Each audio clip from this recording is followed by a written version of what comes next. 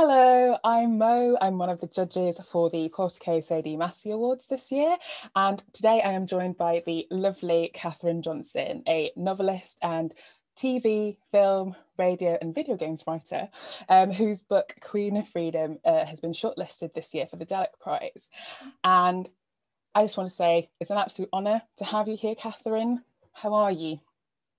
I'm fine. I'm just snowed under with work, which has been the normal thing for quite some time. Thank God, I mustn't complain.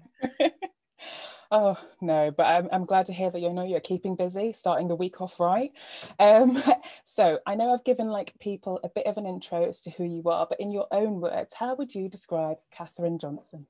I'm a writer who would like a very nice long holiday, also my own outdoor heated swimming pool and a pony, please. Oh my gosh, yes. I mean, I too want to be Catherine Johnson right now. I don't have those things. I wish I did. Oh my gosh. Okay, so today, as you know, Catherine, we've got loads of questions from students from the Standish Community High School and Altrincham Grammar School, and we all want to know the answers to these questions, so I'm just going to jump straight in. So the first one is from Joe B from Standish Community High School, and he's asked, who inspired you to start writing? It's not like that. I don't think people go around and you think, oh, I'm going to be a writer. It's not well, I think it's easier. I think one thing that is true is one doesn't know what jobs are. So I don't know, even my grown-up kids, one of whom's just been made redundant, is looking for another job, and they look at the titles of jobs and you think, what is that? So my dad was a tailor and my mum was a school teacher. Okay. So I knew what those jobs were because, and they had other friends who did jobs. If somebody's a nurse, you know what they do. Yeah. I had an uncle who was a priest, and he used to actually write books, and his kids, my cousins, both of whom were priests, because obviously if you know what that job is. Yes. But they did priestness because one of them was a poet, but you don't make much money as a poet in Welsh. So it's but he was a very good poet. He won the Eisteddfod, which is a national poetry. So you'd see books with his name on, and you'd think maybe that's. But also, I used to babysit for someone when I was a kid, and she was a writer, and she had her desk in the kitchen. In the end of the kitchen, there was a little bit of a desk, and there were books with her names on, and you'd think, but I never thought I would be a writer because I was very bad at secondary school. I never was, all my essays were short. I never, vocabulary, slangy, this, that, the other. So I don't think any of my teachers would say, oh yes, she'll be a writer. But the thing that they don't tell you at school is that being a writer is not like writing an essay. It's like, if you're the sort of person who, when you come, I'm going off topic, you have to no, go for it. It's like being able to tell a good story. Say, oh, what happened to you at the weekend? Oh, so you leave out the boring bits and you make the interesting bits more interesting. It is not. People do not want to see how good for your vocabulary is in a story. They want to know the story. They do not want wow words. Those are good for if you're passing exams. And that's the other thing. Pass the exams, get a job that pays you money, because being a writer is not well paid. Be a dentist, loads of money, but you have to put your hands in other people's mouths. I couldn't do that. I love that answer. Very honest and unique to you, which I absolutely enjoy. Okay, so if that wasn't sort of like how you started, what was that moment then that you were like, okay, writing might be something I might want to dabble in? Well, so what I did was I went to, because not just because my exam results were, it's different. It was different when I was young, right? Yeah. Not many, I went to art college. I didn't have very good A-levels because, like I said, I was a royal pain. And I went to art college and I did film. I did my degrees in film, practical filmmaking. And at the time that I left school, I started up a small company there were only 8 people in our year. It was another world. It was and all those people are still working in the business. Some of them, one of them runs he just got a BAFTA for editing. Another one made a really brilliant pop videos. I used to make, not brilliant, but I used to work with another woman, and we had a little company. And I look back now and I think, you know what? I was trying to get, number one, I wasn't very good at staying up late and not a perfectionist. So you'd film something. Okay.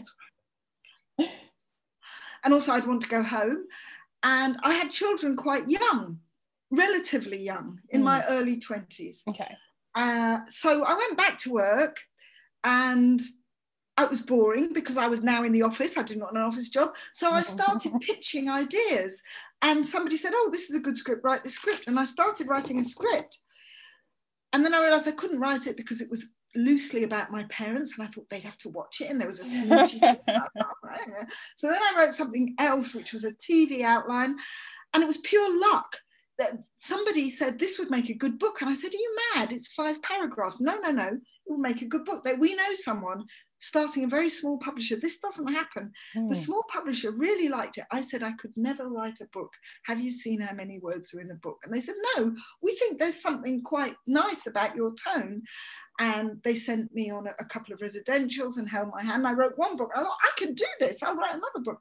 So, but I never had success. It was a very small publisher. I didn't make a lot of money. I worked part-time. I worked in sort of, first of all, in a local bookshop in East End of London, where I lived. And that meant that I read teenage fiction in the library when my kids were looking at picture books. And so I worked selling books, and I knew what books were coming out, and I knew about books. And then I worked in like community publishing at Centerprise, community literature development rather than publishing. And then I was a writer in residence in a prison, in Holloway Prison, which was fascinating. Wow. And, you know, it took a long time before I was writing full time.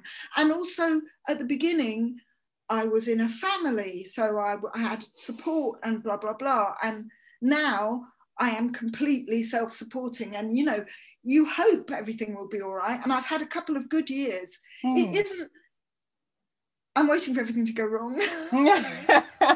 Touch wood, this does not happen. Yeah, I know, but, you know, you never know. It's not like the sort of income. So my mum, who was a teacher, you know, she knew, and she had a pension, and I'm lucky that I've got my own place. It's a mess, but I've got, you know, I haven't got a pony or a swimming pool. Yet. It's on the way. I can feel it in the stars. Okay, so a bit of like a off-piece question.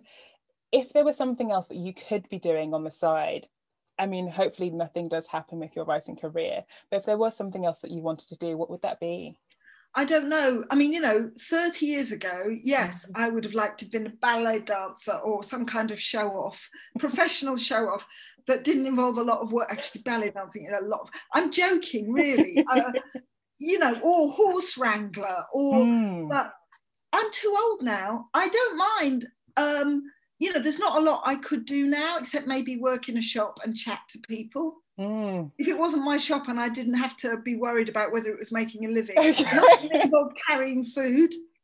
Because I was going to ask, would you want your own bookshop or something like that? But no. If it wasn't mine, because if it's yours, you have to worry about making a living. If you just go in there and like, yeah, or a knitting shop or an art shop, something with, you know, that you can arrange in colours. Yeah, but that you don't have the responsibility. But then you don't earn very much money. Oh, the dilemmas of adulthood. Oh no.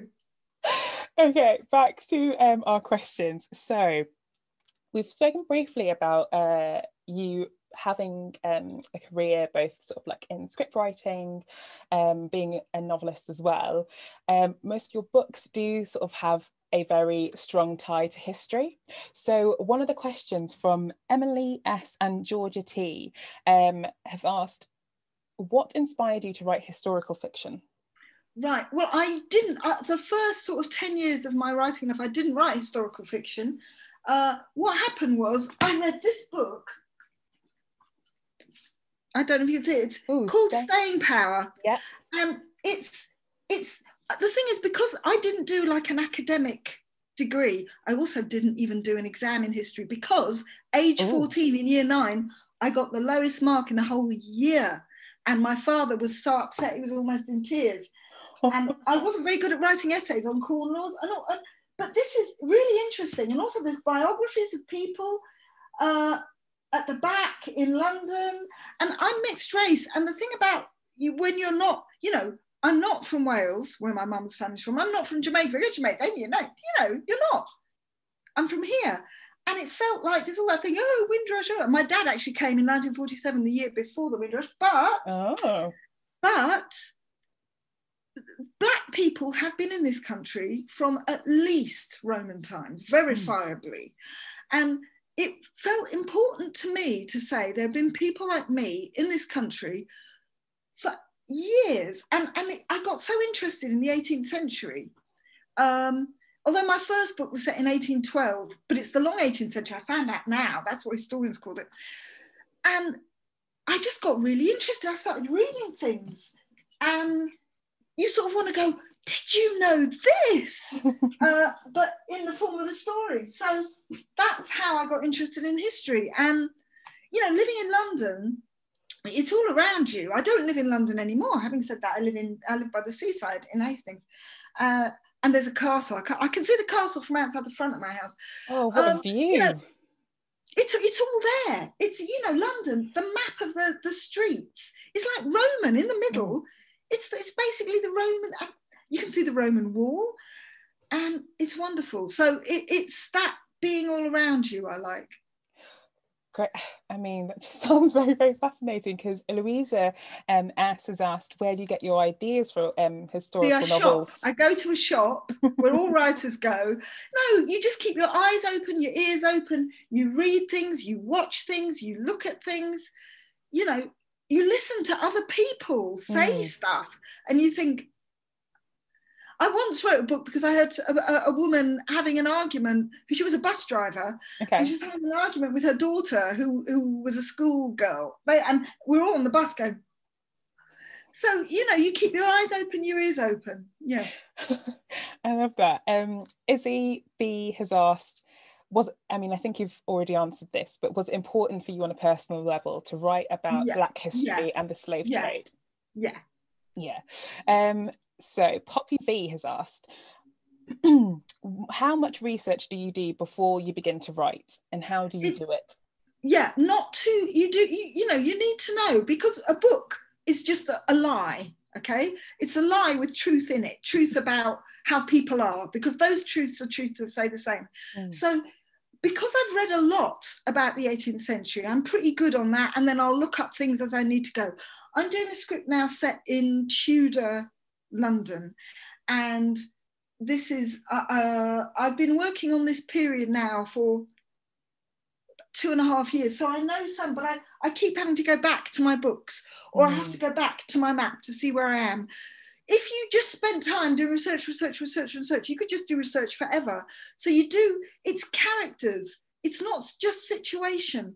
And the thing to remember is people have the same motivations whatever period they live in. So don't get sucked down that hole of research. Do as much as you need to do. Okay, so Megan, actually no, let's go to Joe's question, because it's somewhat related. What's the furthest you've gone or thing you've done when researching a book? Oh, not very much at all. I sit on my arse and do nothing at all.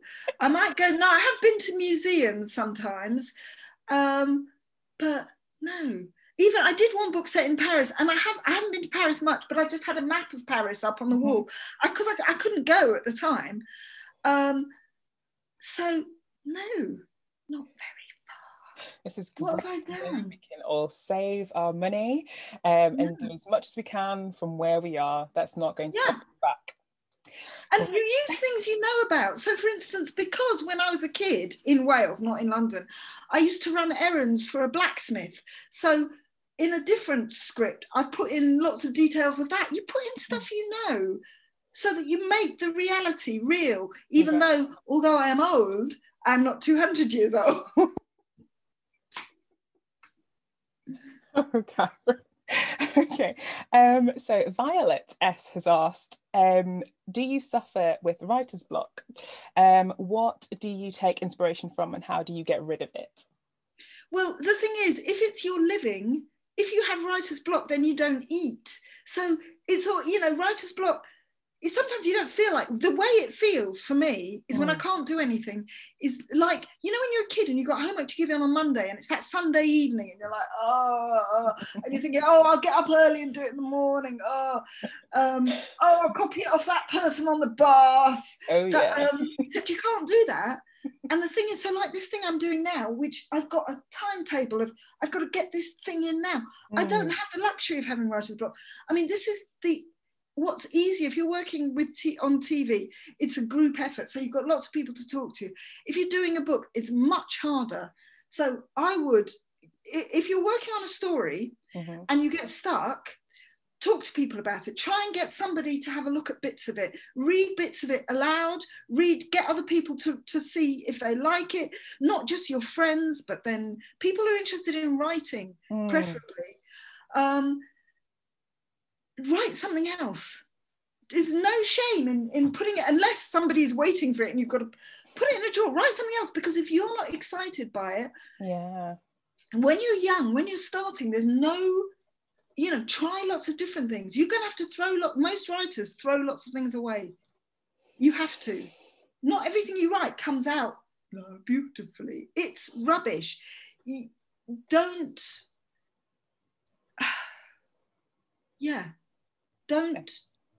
be precious about it. I love that, because I'm not someone, I'm a bit of a perfectionist, so that is one thing I really sort of need to lean into and have that moment of just, okay, I'm just going to step back from this, let's try something else, and then hopefully in that time my brain will be working through it unknowingly, and then I can start again. Get it out as rubbish and then make it better. Okay, great. Okay, so based off the books that you have gotten out and made better, they're great. If you could change one thing about your books, what would you? And if so, I could say apart from that everybody would buy them so that I would have a pony and a swimming pool, would be in the first historical novel I ever wrote, there's a massive mistake on the first page, which I didn't notice. The editor didn't notice.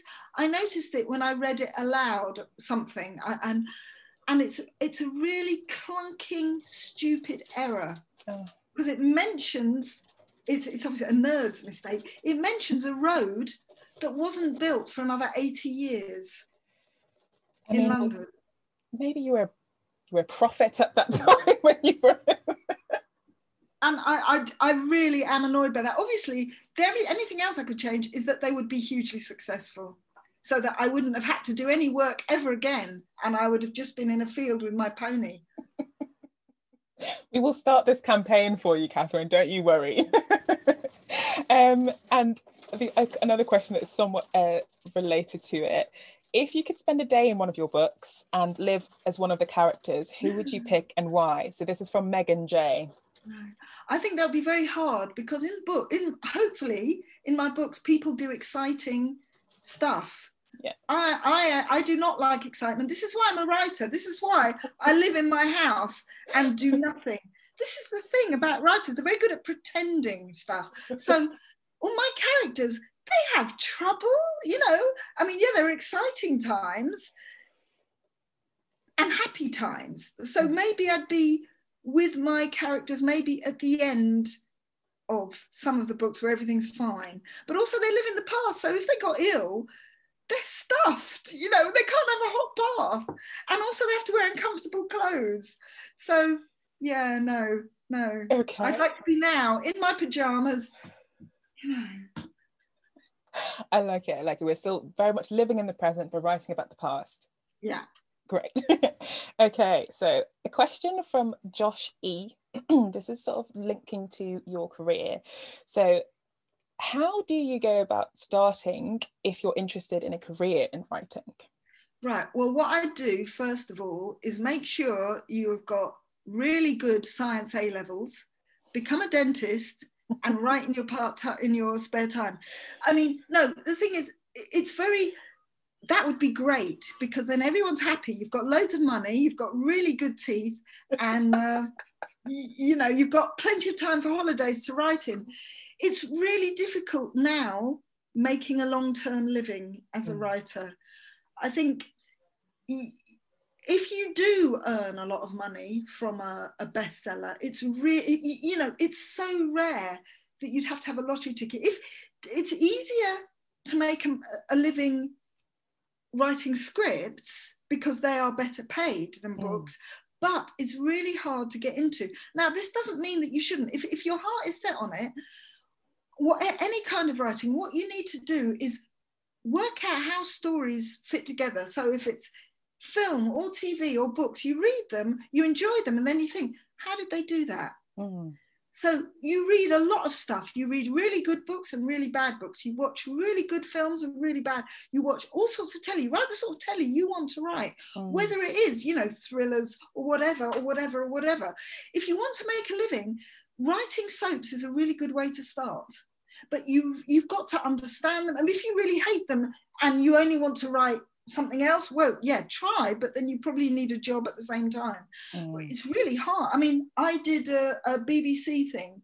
They have a thing called a writing academy, where they take, like, I don't know, 8 writers every year, and you do all, you write across all the soaps, and then you go into writing them. I did Holby City for a bit. It's really hard work, but you get an idea of how it works, you know. But obviously there are other ways, you know, but it's steady job. It's hard to it's not an easy job to get into. How do you get into? If you're, you know, you bloody minded and you just keep doing it and keep doing it and keep doing it, and maybe you get a job on TV as a researcher or as a runner, or, you know, but those are jobs everybody wants, so it's quite hard. I don't know, it's really difficult for me, because I've been in the business in one sense or another for a long time, but very slow, like this. Whereas a lot of people will go in and do, but I had children, I had other things, I did lots of different, you know. If my kids said they want, I mean, my kids are old now, but their friends, you know, some of their friends, you know, when you did work experience, I remember one of my eldest daughter's friends, 15, I want to do work experiences, I want to be a writer, so I'm going to come with you. So I don't do anything for the day, but I was working in Holloway prison at the time. And I said, they might not let you in, bring your passport, but they did let her in, and she still remembered, and she had her first book out last year, so that was funny.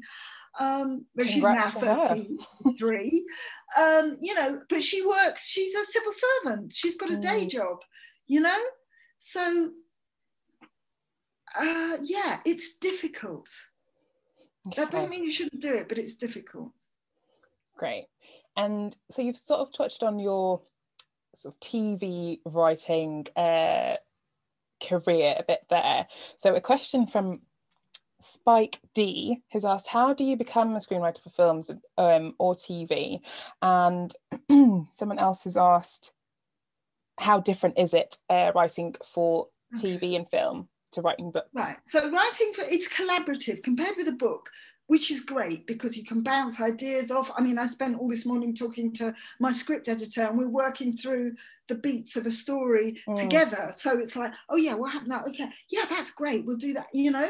So that's collaborative, whereas a book, you're just on your own, which is sometimes better, sometimes worse, because that's better because you can just, so how do you get into it? You've got to write the thing. So you've got to practice writing things, and you've probably got to write some things for no money. And, you know, you might have a spec script. You might make films yourself on your phone. You've got no excuse. My friend Sophie, that was at film school, she used to make Super 8 films when she was a teenager. This is before, you know, and they were recreations of like Rebel Without a Cause, which is a film. Nice, all 13-year-old girls on roller skates, and they're all silent because, so you've got no excuse. You can be doing these things now. You know, you can be writing scripts now. You can get scripts off the internet and see what they look like. You can analyze how they're put together now. So if you really want to do it, you will do that. That's the thing, you know.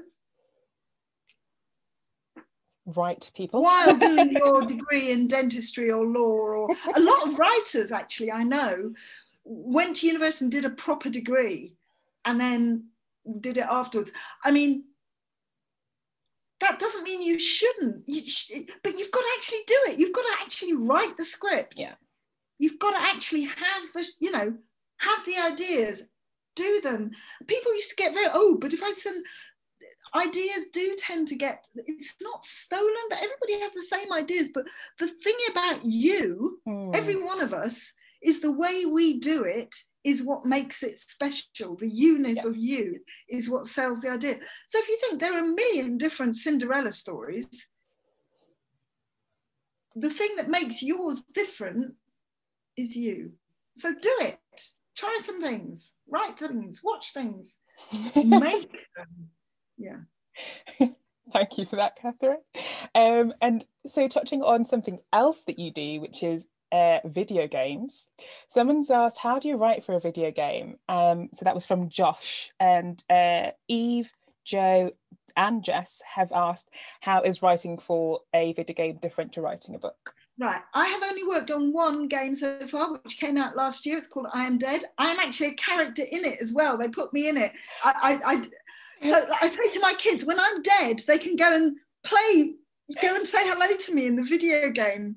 I love it. I watched the walkthrough of it, and it looks very, very fascinating, learning about people through them. It's a very idiosyncratic. It's a British indie game.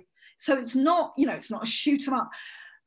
And I got into it because of some conversations I was having about narrative with the people who made it, who talked to me about narrative, who I happened to know one of their wives. And he said, oh, will you talk to me about narratives?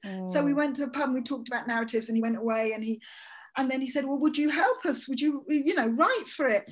And again, what was nice about that compared, say, with telly, it was super collaborative, and it was super, there was no, it was the maddest ideas. It was absolutely, it was the most like playing. So writing, all forms of writing are actually like playing. When you're a kid, when you're playing with Lego or Playmobil or your toy animals and you make them do stuff, and pretending. All writing is or fiction writing is pretending, okay?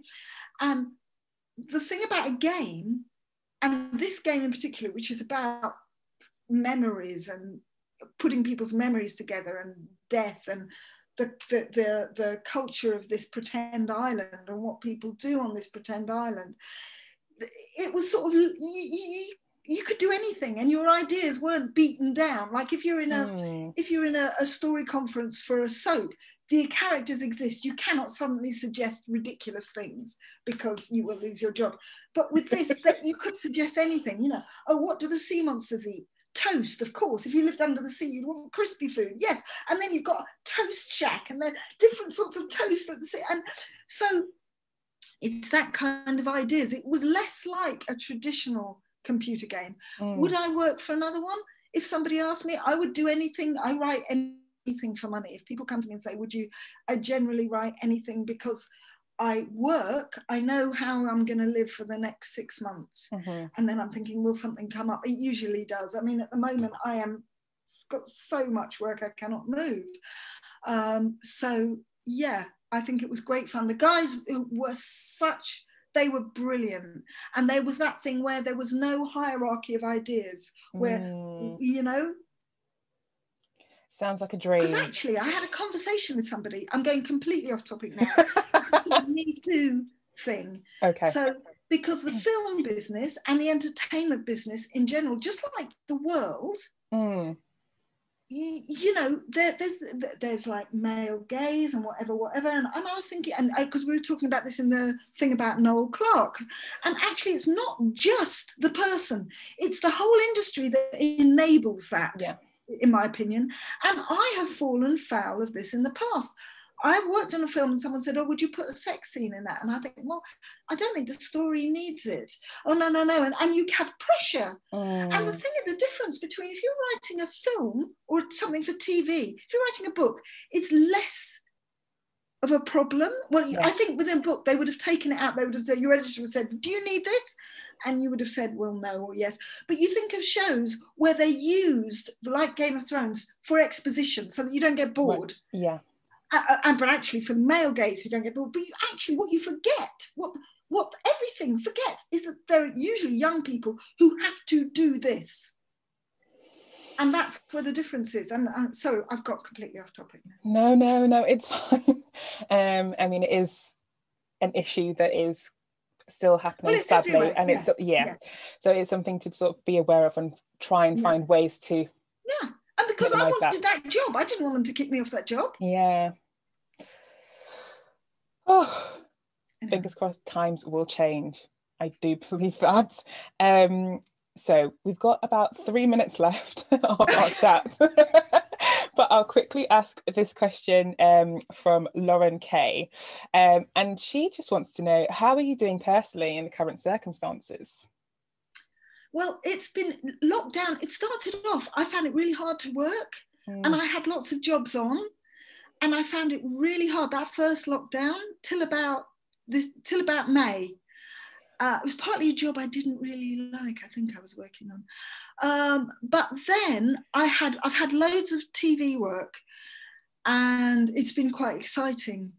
And that comes and goes. And then I've had a book that I'm supposed to be writing, which just keep shunting into the long grass because this other thing comes up that is, so I've got loads of work. It has been hard. I think also this winter, between January and sort of now, I think everyone was January, February, it's so depressing, and it was really hard to work. But I'm sort of, touch wood, back in the saddle now. I would love a holiday so much. I've been really lucky that I have got work because, for instance, my youngest has lost a job. She works, in retail, and I know it's really tough for people. I think it must be really awful if you're at school to not be, to have that, keep the momentum going. Yeah. It's different from me because, like I said, it's life or death, and not life or death. My life, will I eat? No, will I? But if you're at school and you just like, exams are so. I know, I love exams. I did love exams at primary school because I was that kind of smug person who always got top of everything. So it's like, oh yeah. But by the time I got to secondary school, I was like, no. So I think it must be really much harder if you're to motivate yourself and keep your eyes on what you want to do. Because how do you know? I didn't start writing books till after I was 30. How do you know what the hell you want to do? How do you know what jobs they're going to be in 5 years? We're going to have robots to wait on our hand and foot, so it's better to think about something else. What robots can't do, I don't know.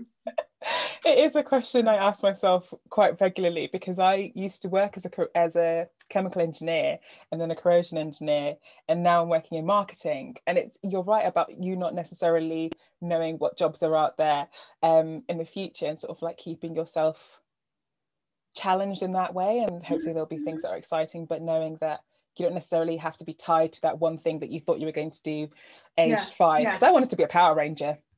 That just is, it's not yet. How's that working for you? Do you know what? Yeah, I'm still working on my suit. I'll nick you one, love. Oh, that would be so. I can't wait. I'll give you my my preferred colours soon. So before we go, I've got 2 questions here. From Jacob and Lottie. Jacob's question, I think you've already answered it really. So his was, what was it like being a writer during lockdown? How much work did you do compared to normal? And did you take any inspiration from the past 18 months? I haven't, that's the thing. That's one thing that people are saying in the industry. They're thinking that, will people want to know about this in the next 4 or 5 years? Will it be in 10 years that people will talk about this time? I haven't, because I've been writing in the past as well. I think the one really inspiring thing, I can remember going past when it was the first lockdown, when there was no traffic, going past the blossom tree, and all you could hear was the bees. And I thought, that's what it must have been like before traffic. But no, I mean, I live on my own. My kids are grown up, so I long time I didn't see them. But then that's what a writer's life is normally anyway. I've got a cat. Oh, what's your cat called? Turnip. How did Turnip get their name, Turnip? My oldest daughter was here, who lives in Canada. She lived with me for about 3-4 months. This is before lockdown, and she got a cat. I said, I don't want a cat. Said, I've never lived on my own. It's the first time my whole life, because you're a student and then you live with your partner, and I've been living on my own for the past 2.5 years. It's great. I was like, I don't want a pet, and she left this cat with me, and I'm really grateful. And I do the other thing I've done in lockdown is I go and look after 4 horses, 2 pigs, and a load of chickens a couple of times a week. Sometimes I ride the pony, but I get a chance to do that. And if you'd have told me when I was 13 that I'd be doing that, I'd be like, oh, that's amazing. But yeah, living on is lovely. But so you do exciting things. You hang around with horses and I do. Come on. And finally, the last question from Lottie. I think we've gone over it just a bit, but she's asked, what is the most enjoyable thing about your job? When you finish. Either getting a book is lovely. When you get a good cover, that's lovely. It's really weird when you write something for screen and you see the people saying your words. It's really weird. But then it's a bit scary when people watch it, because not everybody likes it. With a book, you might get a bad review, but you can. It's easier to forget. When something's on the telly, it's nerve-wracking because. But yeah, finishing something is the best thing. I love that. You can sleep easier. But no, thank you so much, Catherine, for your time today. To talk to you. Oh, okay, everyone. Thank you for listening, watching. Have a good day. Yeah, take care.